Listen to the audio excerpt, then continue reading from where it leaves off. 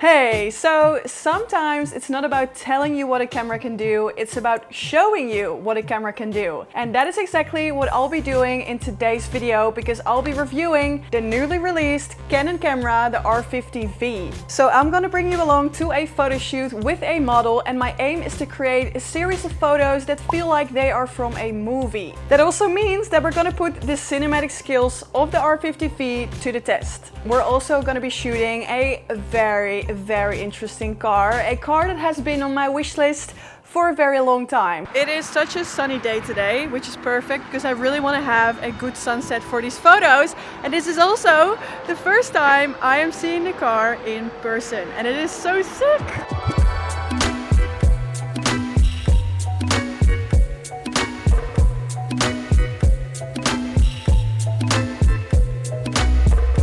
How does it smell? We have to smell it. Give it a smell. Oh, that smells so good. Squire. So we're currently sitting in a Toyota Century, and I've been wanting to photograph this car for a very long time, just because of how, in some ways, quirky it looks. It also has a lot of like funny features. Whoa! It's the only window that works in the car. It's such a classy gentleman's car, and I think with the model we're gonna photograph tonight, it's gonna be so beautiful. Fits the camera perfectly. I thought my car was long. This is enormous. I'm like driving a whale.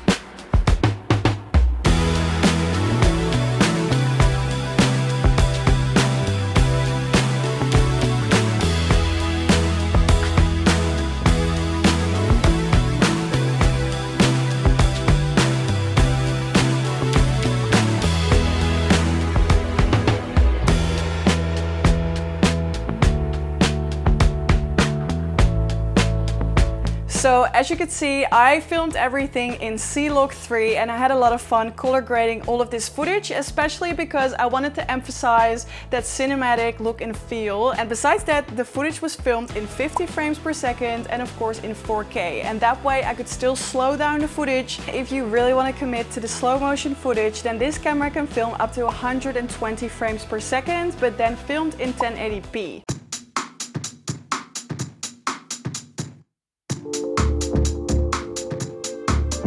And I hear you might be a little confused, because in my previous video I reviewed the PowerShot V1, which is also just as light and just as small. But there is actually a difference between these cameras, because the PowerShot V1 is more meant for vlogging on the go, and this one is more meant for content creators that are looking for cinematic depth in their videos and also want to be able to switch lenses. And if you're still curious to which camera would be best suitable for you, then I've linked a video in the description that Canon created to clarify it a little bit more. I am reviewing this camera also from a photographer's perspective, so I had to take some photos.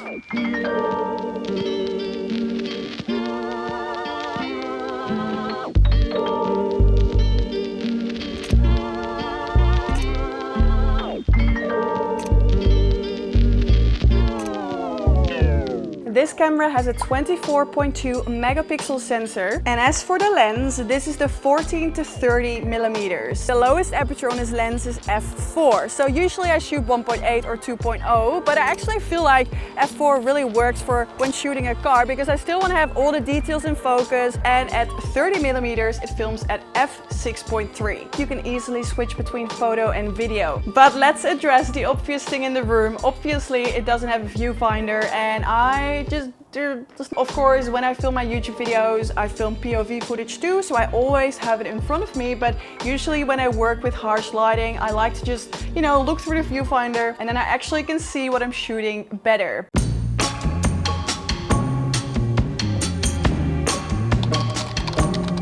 $24 nuggets, please, with a medium meal. Can you ask if the hot honey McSpicy is actually spicy? Is the hot honey McSpicy actually spicy?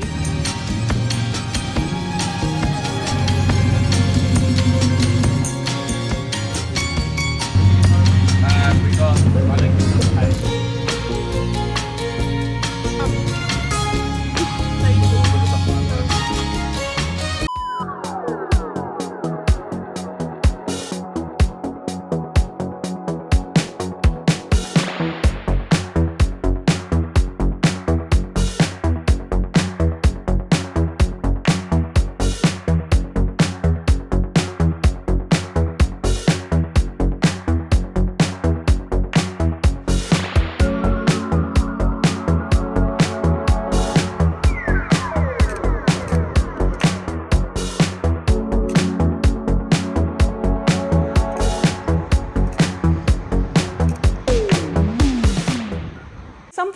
groundbreaking about this camera is that it has an interchangeable lens. And I think it's pretty funny that this camera is really small, but this lens is pretty big because this is the 50mm f1.2. It is also, I think, triple the price of this camera. But this was just to show you that you can change the lenses to any RF lens, no matter the size. Just make sure you're holding it properly because I feel like otherwise it's just gonna snap in half.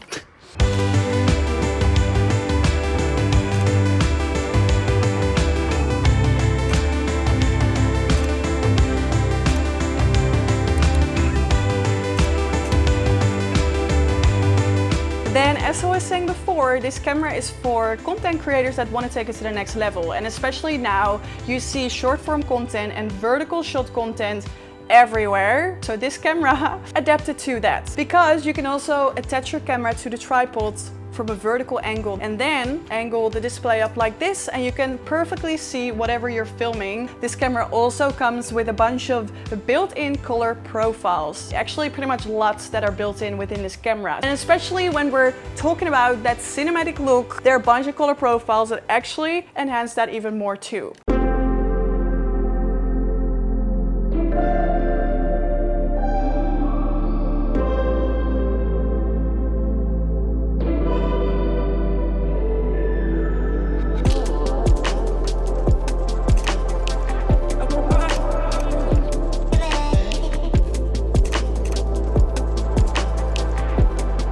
My favorite time of day because there is so much to shoot and everything looks good and you can actually see the headlights and the tail lights, but there's only so much time because blue hour doesn't last forever and I always get a bit overwhelmed, but we're doing the best we can.